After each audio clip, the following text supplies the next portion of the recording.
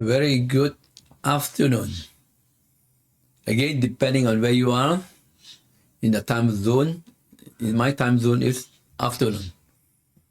Very, very warm welcome to this overview of building and facilities engineering from basic to best practices. Now, what I'm going to run through with you is just an overview of what this course is about, how it is structured.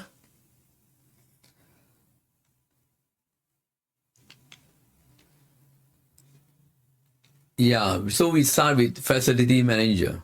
So if you are managing a facilities of you or you are managing a building, then chances are you are running as a facility manager. So it doesn't matter whether you are just a manager or whether you are one of the engineers or one of the engineering staff in this whole facility, because this course is from basic to best practices. We're going to go back to some very basic thing, and also on a wide variety of topics that we are going to cover.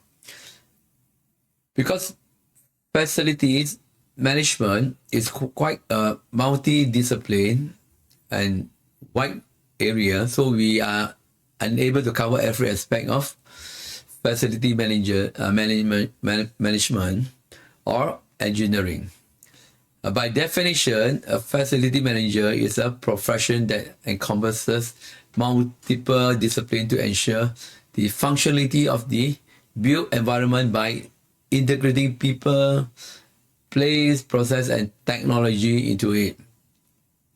As such, chances are you will be having staff members who are plant engineers under you. And in the same token, they are also oversee a wide variety of activities in the plant. Plant engineering, as defined, is a function responsible for planning, designing, specifying, installing, modifying, operating, managing, and maintaining plant facilities. So the plant may be just getting set up. Yeah, that's where they do a lot of planning, redesign, layout, to maintaining the facilities in the built environment. So again, it's another sort of wide discipline. But for us today, we're going to focus on something less. We are not going to focus on every aspect, but some of the key aspects of plant engineering. We're going to have pumps, pumping systems. We're going to look at air conditioning system. We're going to look at fire protection system. We're going to look at electric, and we're going to look at maintenance management. Also, finally, on project management. Now, on pumps, we're going to look at some very basic thing. Again, we said, look, we're going back to some very basic. But basic does not mean that it's not important, because the foundation is always important. We must always have a strong foundation on all the disciplines that we're going to talk. Because every time we get stuck with a problem, we go back to foundation. So we're going to look at static head. What is static head? Basically, static head is the amount of energy that the pump has for its pumping purpose. It's the ability to pump to a certain height. So if you want to pump a pump to 34 feet, 50 feet, if your pump don't have the energy, it cannot pump. So that's why a pump is also rated and classified under the pump head that is capable of producing. We're going to look at pump performance curve, very neglected sort of area in pump operation and maintenance. Because the pump performance curve is the DNA of the pump. It will show you that the pump will run along this pump curve for each of the pump that has been designed, and it will not run anywhere out of it. But where it actually runs does not depend on the pump, but on the systems. And then we are going to look at MPSH. And NPSH is net positive suction head. So there are always two components to it. One is the available, what is available in your system, and what is required by the pump manufacturer. If the two doesn't match up, then you will end up with a problem of pumping efficiency, and in the cost of it will cause cavitation. So cavitation basically is a insufficient NPSH problem, where the water begin to cause bubble, and the bubble breaks, and when it breaks, it sort of imping onto the impeller and it causes damage. But you see, cavitation is not the only problem that cause bubble. There are other problems that actually cause bubble. So we are going to take a look at that too. Then we're going to look at air conditioning systems. Now, air conditioning again is a very wide sort of field. So what we're going to do is we're going to look at some of the fundamental again. Why do you need to air con? What are we going to put into the air conditioning system? What are we going to take it out?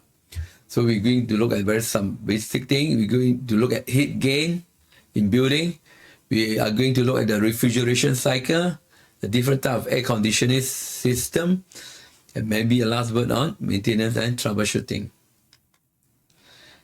Yeah, then we have fire protection system. Again, in fire protection system, we're going to look at the very basic thing again, going back to why there's a fire, the chemistry of fire, the fire triangle, and how each fire system addresses the fire in this case. So we are going to look at different systems. We're going to look at fire sprinkler systems and how the pump is one of the most important aspect. Of course, there are other areas that we need to look at, the piping system, the water tank, and also at some of the maintenance, testing, and inspection. So fire protection, we also will touch on a little bit on hose reel, hydrant, CO2, fire alarm system, and even fire extinguisher. We are going to touch on next is the electrical installation. Again, we're going back to some very basic theory, but we are also going to look at how the electricity is being distributed from the utility into your plant to where your machines or equipment are. And what are some of the things that you need to be concerned? Overheat protector, overload protector, cable sizing, electrical system. So you see that in each and every area of this discipline, we are only trying to highlight some of the essential things for you to pick it up so that you can go deeper into it in a different course. So in this course, we won't be going deep into it, but bring up the essence of some of this discipline from some of the very basic theory, which I told you is important, to some much deeper area. And then we're going to look at maintenance and planning, how we need to put everything into a preventive maintenance planning system. We're going to touch a little bit on the different maintenance that we have, whether it's time-based, meter-based, condition-based, and also whether it's a planned or unplanned maintenance. So these are the different aspects of maintenance and how we can put them all together into a scheduling process, which we call CMMS, Computerized Maintenance Management System. Again, if you want to go deeper into that, again, there were other courses that dwell into that. How CMMS is a journey to a world-class maintenance practices. So we are going to touch a little bit on this, some of the benefit, how the works order system is the one that gel everything together, whether it's planned or unplanned maintenance. Last but not least, we're going to look at project management. In most facilities or plant engineering function, you will see that managing project is very much part of its job or task. Whether you are doing some extension work, whether you are building another new building, or even if you are having a major overhaul on one of the equipment, you need the project management system to help you to guide you to schedule things. And what are some of the areas that we're going to look at? Some of the components in project management, the work breakdown structure, the Gantt chart, the critical path method or analysis, how the critical path is important so that it helps us to prioritize the tasks that we need to do in order not to delay any project. So we come up with the critical path analysis, doing some examples or case study on this. So folks, that's all for this overview. I hope you are excited. I hope it interests you. But if that's the desire, then I urge you to come and join my class so that we can go deeper to the end of all the different disciplines that I have highlighted to you. So once again, thank you very much